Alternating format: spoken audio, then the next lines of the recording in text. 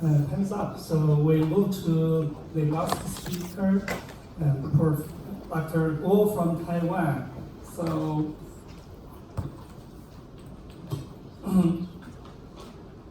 Dr. Guo is from the Division of Gynecology Endoscope, Department of Obstetrics and Gynecology, Chang'an Memorial Hospital, Taiwan. And he is a Deputy Secretary General of Taiwan Association for Minimally Invasive Gynecology. So his specialty including MIS, HIFU, and histoscope. So now I think this. Hello everyone. I am so honored to be here to present the topic of MRI analysis before HIFU.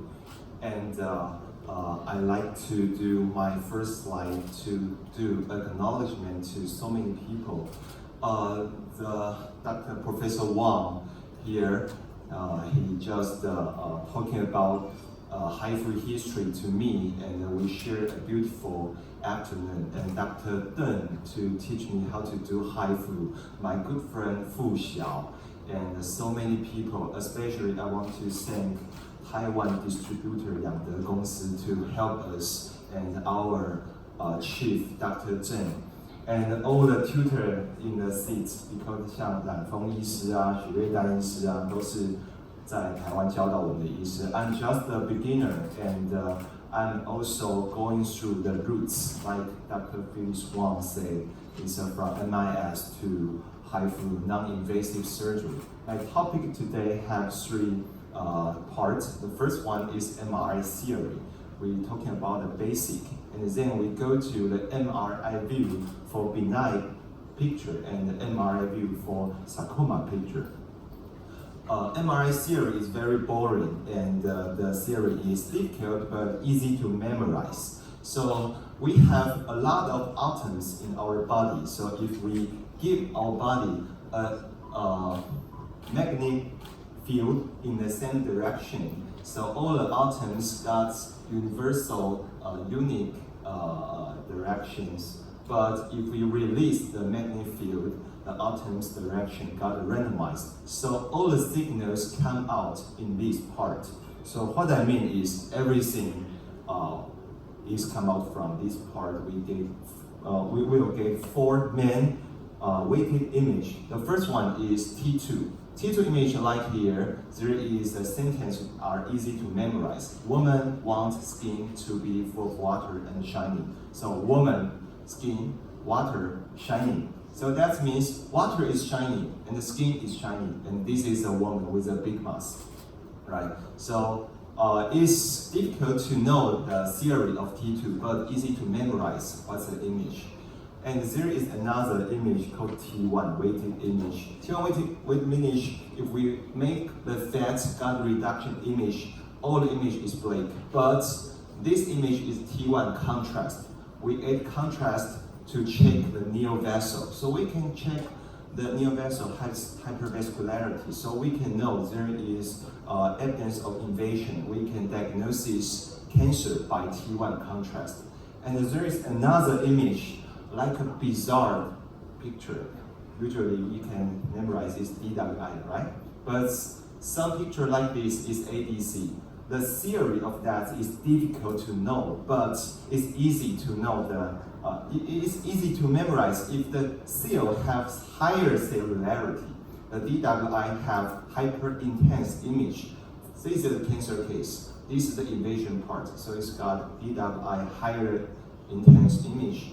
But if it's an ADC data is like DWI but reverse data. It's an absolute data. So if you want to do study, ADC can have absolute data to do study. But if the cell have higher cellularity, the image got hyper intense. Okay, so that's all. Image very easy. So let's go to a benign disease. I will make a short talk about benign because every doctor here talking about benign disease. So my main topic is cancer. Okay, I will do that very short.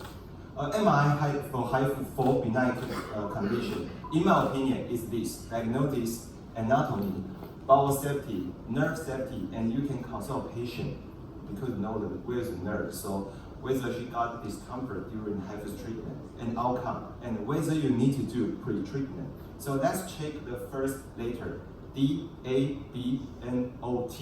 So usually I keep to remind me, not bad, not bad. Okay, what do you mean not bad? Nerve, the first part. It's the focus here is 6 centimeter, but you can see the focus here is quite far from away the nerve from pelvic side wall and the nerve from sacral nerve. So we can consult from this picture, consult the patient. We can know during the HIFU surgery, it's okay, patient won't got so discomfort. But the same picture with 6 centimeter, but it's a left side wall myoma. You know, the focus is really close to the nerve in the pelvic side wall. So we know that he left side nerve side coccygeal area got discomfort during HIFU surgery.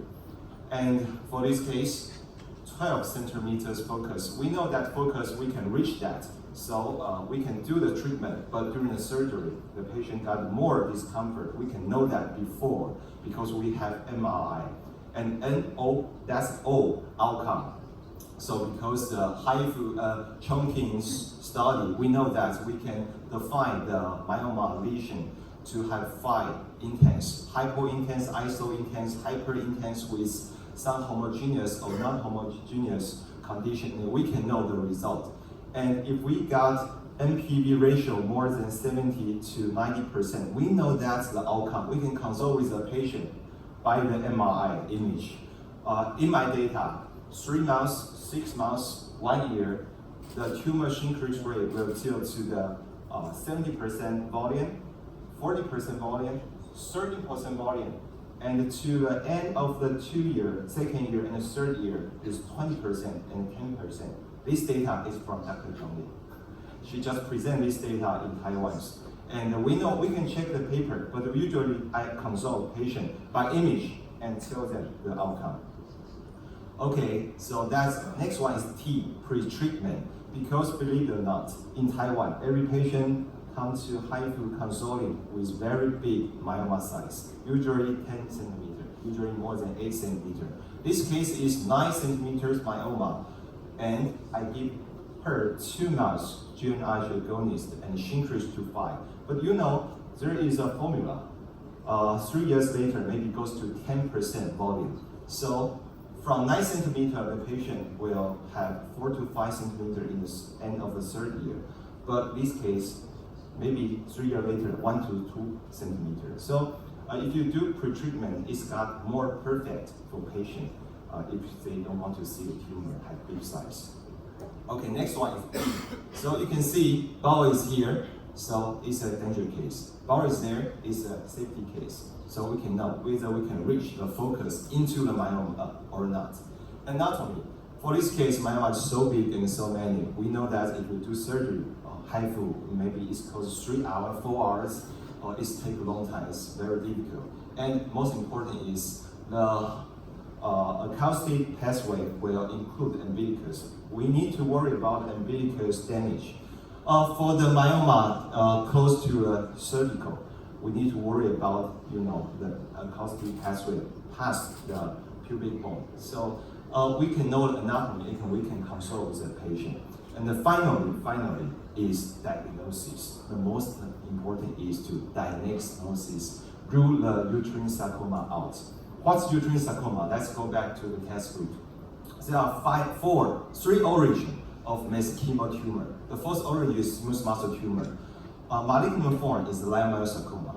The second is endometrial stromal tumor origin. The malignant form is endometrial stromal sarcoma and high-grade and differentiated sarcoma. The third one form is MMMT. The malignant form is carcinosarcoma or adenosarcoma. Of course, the FIGO classification, that's the MMMT, belongs to endometrial cancer now. But my topic is through MRI diagnosis. I want to include diagnosis this part. So I use the older versions classification. So, and carcinosarcoma and leiomyosarcoma, occupy 90% of uterine sarcoma. So I use this classification. Okay, so what's the incidence? The incidence is quite low. 100,000 person, there is only 1 to 2% got the uterine sarcoma. But so compared to ectopic, it's really, really low. But how we can diagnose it for that? We need to know how bad is it. The prognosis of uterine sarcoma is really, really bad. The stage 1 confined to uterus, stage 2 goes to pelvis, stage 3 go to abdomen, stage 4 got metastasis. And 90% uterine sarcoma is carcinosarcoma and leiomyosarcoma. Their stage 1 is quite okay, but their overall survival is really, really low because they are so aggressive. So we need to do pre-operative diagnosis. So the first one is 50% uterine sarcoma, carcinosarcoma. His symptom just like endometrial cancer. So the patient got vaginal bleeding. So I think carcinosarcoma is easier to be diagnosed because some PMB you can diagnose it for that. You can do endometrial biopsy. You can do diagnosis before surgery. Leiomyosarcoma you can do that because it's a uterine tumor. You need to do diagnosis intra or after operation.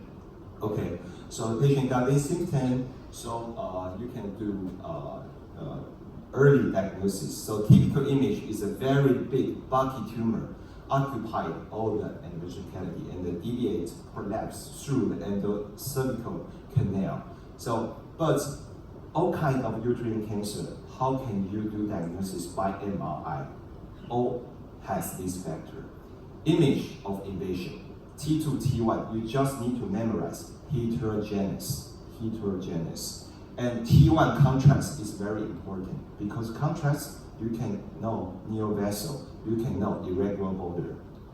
Of course, you can have DWI and ADC to have accessory diagnosis. For this case, MMT, okay, it's a big mass. T2, like a skin shiny, although there is no bladder here, but bladder is shiny, if the bladder is shiny.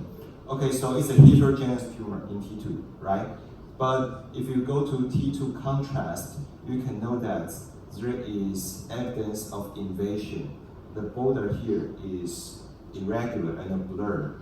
And if you check the DWI and ADC, the invasion part have hyper-intense, that means higher cellularity. The ADC got lower, and that means higher cellularity. So combine that and endometrial sampling, you can do diagnosis, right? For leiomyosarcoma, it's really difficult to diagnosis. It's occupied 40% of uterine sarcoma. Symptoms just like benign myoma. The patient got premenopause bleeding, pelvic mass enlargement, and the pain. So that's the part we need to do diagnosis. We know that we need to do diagnosis by pathology. The mitosis counts and the stereotypia, we can know that there is a sarcoma diagnosis factor. And this sum is also really hard to diagnose. So if we can do MRI for this pericancer lesion, it's better. We can differentiate the benign and the pericancer. That's what we need to do, and MRI can do that. Okay, so what's the factor of MRI to diagnosis leiomyosarcoma? It's the same. Image of invasion, T2, T1, heterogeneous. But T1 contrast, you can know central necrosis, evidence of invasion. Okay, so let's see the picture. So it's a big myoma. Oh, sorry, I need to mention a very important picture called weather chart. Weather chart. It's finding. If you find that, it's a parameter to diagnosis MRI. So you see this tumor, you will feel it's cancer, right? Because very bizarre, heterogeneous, right? And what's the weather chart? It's an idea from Professor Zhang in our hospital.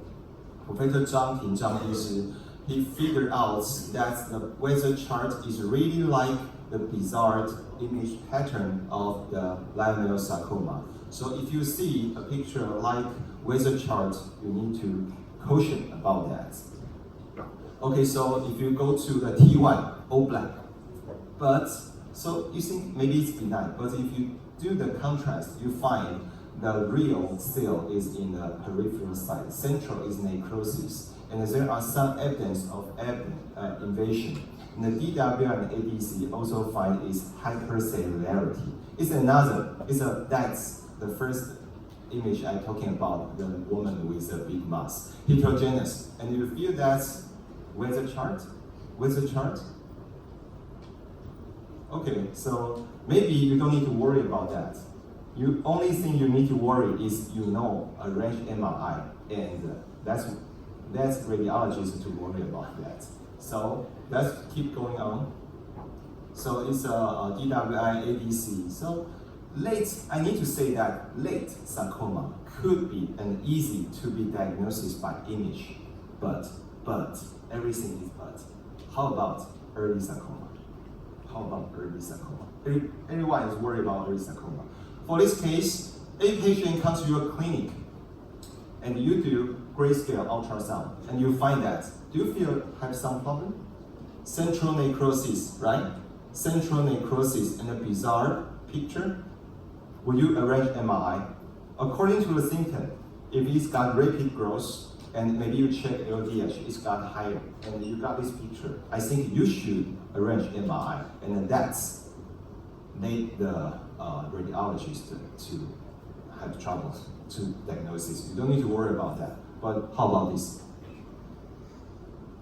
This 3 myeloma. It's a benign, right? Maybe it's genetic. All of them are liposarcoma. Yeah, so that's the part where you will do misdiagnosis. So how to diagnose for that part? It's also a theory picture by Professor Zhang Tinzhang Yinshi. She's a very professional gynecology oncologist, and we're talking about how to diagnose that before, and she shared the image for me. His theory is that for a tumor is liposarcoma, she got really rapid growth, right? And central necrosis first parts come out. And sometimes another part got central necrosis also. And the later they touch with each other and they merge.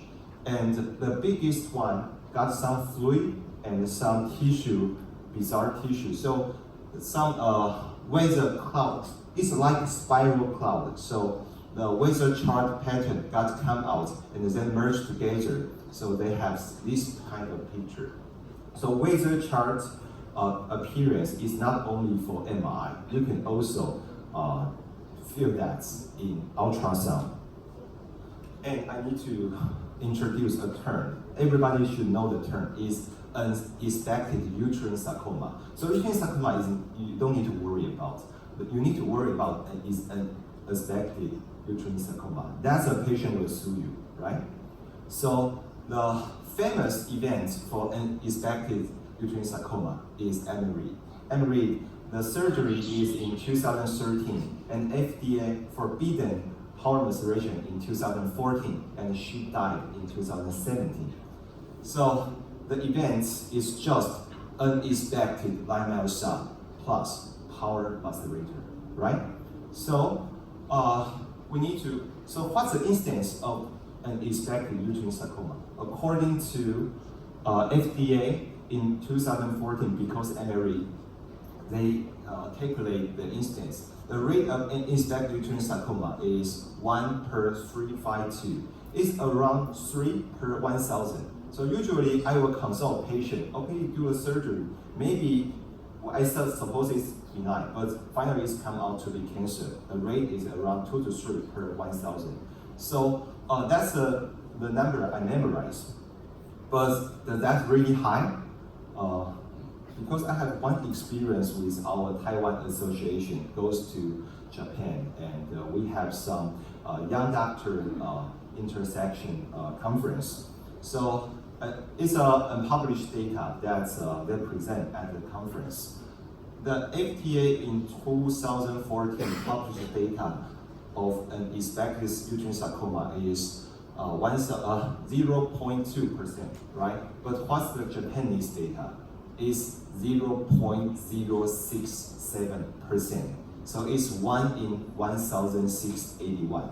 So you just doubt and question them why they are so good and Americans are so stupid, right? But all that happens because they have higher ratio of preoperative MRI. I think there is Japanese professor here, maybe they can have some comment about that. So their data at that conference is for TOH, laparoscopic hysterectomy, 100% of patients before the surgery will do MRI. For scope myectomy, 99.3% will do MRI before surgery. Why their ratio of MRI got so high? Because the MRI there is so cheap. It's around 100 to 200 USD. So it's a universal order. I would order the MRI before the surgery. So there is an idea that if the radiologists see more MRI and they can do better diagnosis. Okay, so I really appreciate Dr. Lin Qijing in our hospital because they just cooperate with our oncology department to diagnose a lot of stump, linear cell, and the differentiated benign tumor and published a paper before. So she's so skillful, so she just give us the report, definite report. He won't give us a report like diagnosis, linear cell, myoma, and then other distributions say DD and linear sarcoma. Stop. You know, some report will like that. So you will give a blurred diagnosis, but they give me an answer: myoma, linear sarcoma, suspicious of cancer. So we can do HIFU preoperative consulting with good result.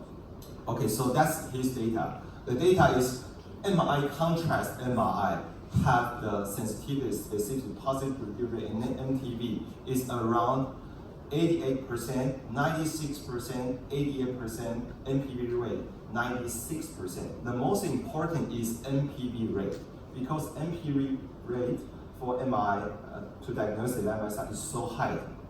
Usually, all the study is close to 100%. That means if the MRI say it's not cancer, okay, it should be not cancer. So MPV is very important for MRI to diagnose linear cell. And there is other tool.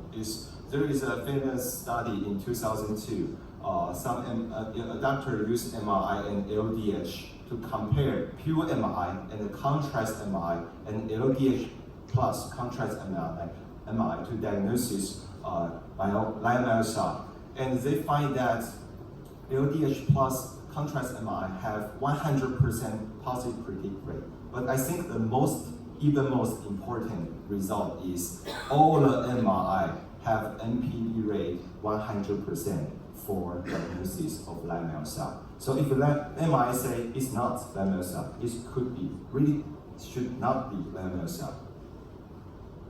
Okay, so go back to these three cases. So you feel, but you know MRI can diagnose that, right? It have high, very high MPV rate. But the question is, for these three cases, you arrange MRI for the patient, right? You won't arrange MRI for the patient. So even MRI have good diagnosis accuracy. It's not a big deal, right? So, in my opinion, early sarcoma is firstly diagnosed by doubt, by suspicious. So you always need to question the patient and ask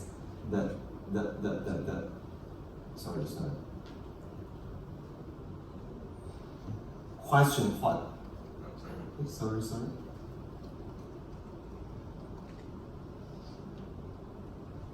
We always need to question the patient and ask the symptom. Rapid tumor growth, double size within 3 to 6 months, and growth even with hormone suppression treatment, and the tumor growth even after menopause, right?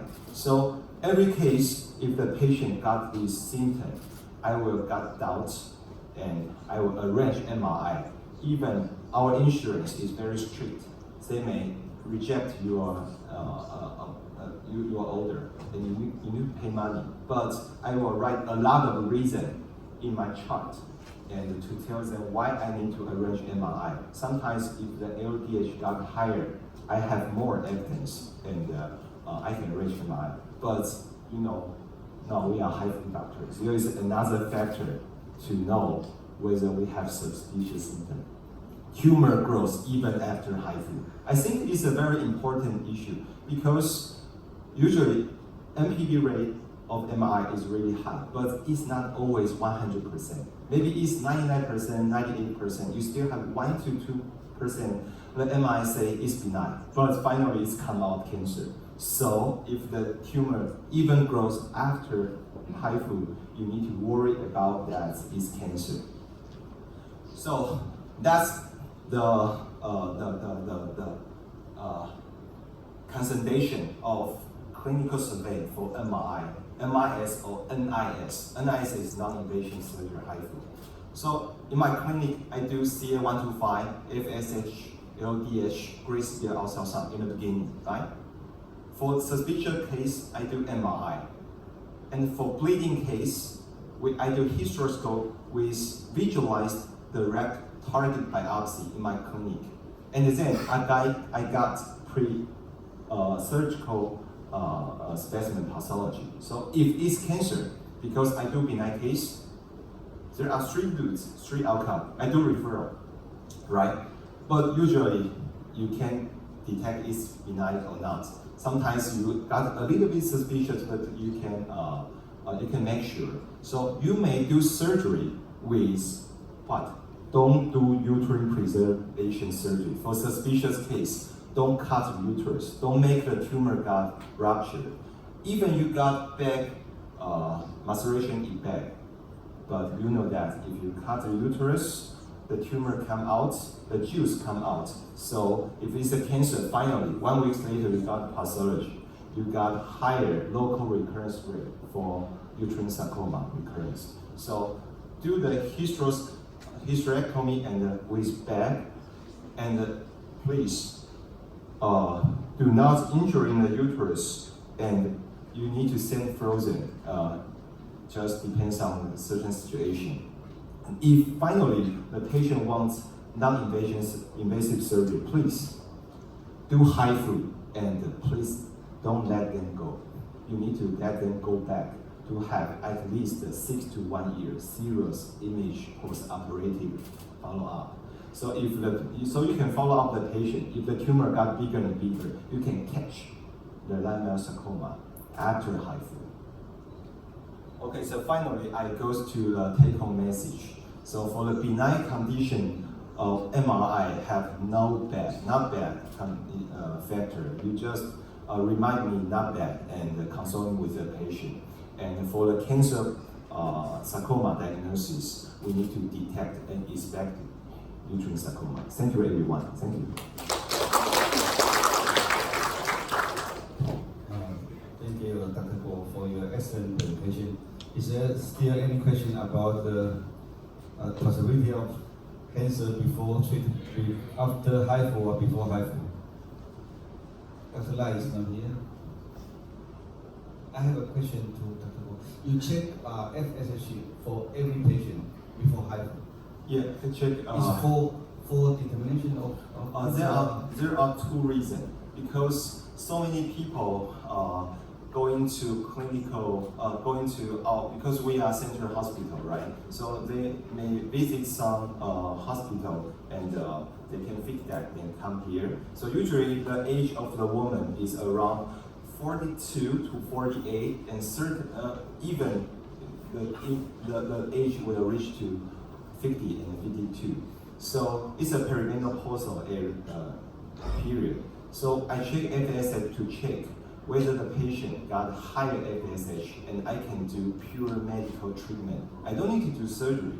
And if a patient, even she is 50-year-old, 52-year-old, FSH is less than 5, I can say, oh, you still have time, a lot of time to go to menopause. So you need to do treatment. The treatment should be non-invasive or minimal invasive. So that's the first issue. The second issue is I need to detect whether the tumor grows even after menopause. The best way to diagnose menopause is blood draw.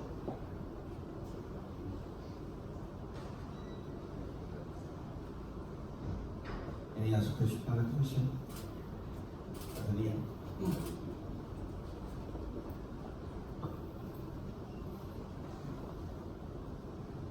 Actually, I have a lot of questions, but it would be good if the few of us can sit down and have coffee. No, seriously, do you take in your opinion, both of you and all of you, that you need to follow up for those benign cases of post-HIFU with MRI, or why not the 3D ultrasound? 3D ultrasound is a good question because 3D ultrasound is so diverse by the operator. You know, each one have different result. Yeah, and 3D ultrasound also have ability to diagnose lamella and benign tumor. But according to the data from our hospital, it's just around 40 to 50. 50 is what's idea. It's you just use dice to put the ground, and you know everything is 50-50. So it's not good for diagnosis. And MRI is good, easy for us. We just click the computer, get the order, and go to the MRI. And every patient got a universal regimen and got the universal result. So I think it's a better way to diagnosis. I don't know whether I reply that. I think the color Doppler ultrasound is helpful, but the MRI is more accurate. And then the other question is, we have a lot of tumors is bigger than 15 or even 20 centimeter. Ultrasound cannot measure the accurate diameter, but MRI is easy. Thank you.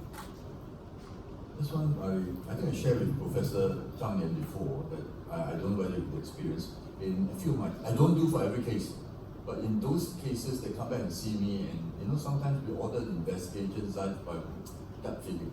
I repeated the hemoglobin level within a week. I would say I caught a few of my patients that hemoglobin actually dropped after HIFU. I don't know whether you have this experience. I was worried because in Chongqing HIFU, they encourage sports a lot. So if you're not aware of it, and you start encouraging the patient to go and run and fall, I don't know where we stand. So I understand what you mean when you have a big fibroid and you end up with a acute renal because of expansion. Yes, I expected that when you hit something, you hit your thumb, you'll be swollen the next day. When you do cosmetic surgery, it's more swollen for a month, but maybe that's the reason. But I do not know whether you have the experience of people actually becoming a bit anemic by 1 or 2% of hemoglobin after treatment proceeds for benign fibroids. I think Dr. Zhang will reply that, but I also want to ask the same question. Because in my opinion, some doctors got less bleeding after HIFU, but I have 1 to 2 patients got more bleeding after HIFU. It's a 4 to 5 centimeters mass. It's maybe type 2 submucosal myeloma. So I just figured out maybe it could be some burn for the endometrium cavity. So it's got some fluid and bleeding come out. I don't know the result, but I still need to collect data. But I think Dr. Zhang can share the experience with us. Yeah, I think it's very interesting the patient you sent to me. So in our center and based on my experience, yes, some cases just like that, but not so many. So actually we were trying to do something maybe regularly, even I discussed with Hsin-Hong, because in her center, you generally, everything actually in Shanghai was cheap, even MRI. So I said, you can do this, regular every patient before and after, and to compare. So for after HIFU treatment, like you said that bleeding, I think, yeah, sometimes in a few cases, and most of the patients had this problem. That kind of case, like submucosal fibroid. I don't know if you, yeah. So, and also some cases after HIFU have this kind of problem, then this patient was treated with hysteroscopic surgery. Then we found, so sometimes maybe like the blood vessels, some changes for this kind of cases. So actually, she is going to go back this afternoon because she told me she had one case last week, like say after her treatment had bleeding. So she's going back to check what's the problem with that. Okay, so I mean for this kind of things, it's not so often, but for the bleeding after her treatment, we should figure out what's the reason for this kind of things. And for like Dr. Lee always discuss with me about the after have treatment support the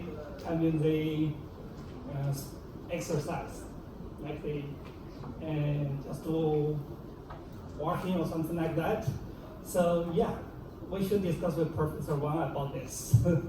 Yeah, maybe you can discuss with him.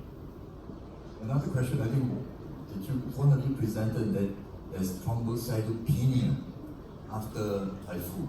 Did you discover it within the week, within a month, or 3 months later when you do a blood test? It's appeared together with acute renal failure. So it's resolved within I think several days only. It's quite quickly. But I don't really know the mechanism. But sometimes people say maybe any because tissue necrosis and any toxin I don't know that in detail. Yeah, I must congratulate you. One of the best lectures I've heard from a young doctor, and I actually want to know whether you're a radiologist or not, but you're not. I'm also like Dr. Wu. I'm the student of Professor Lee in Lincoln China Hospital. Thank you, Dr. Lee. Well, that's all I have to say. Yeah, I think next session will be started 1 o'clock. So I think this session we are close up.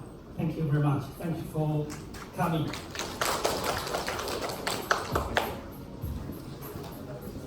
Dr. Lee，我想做考察。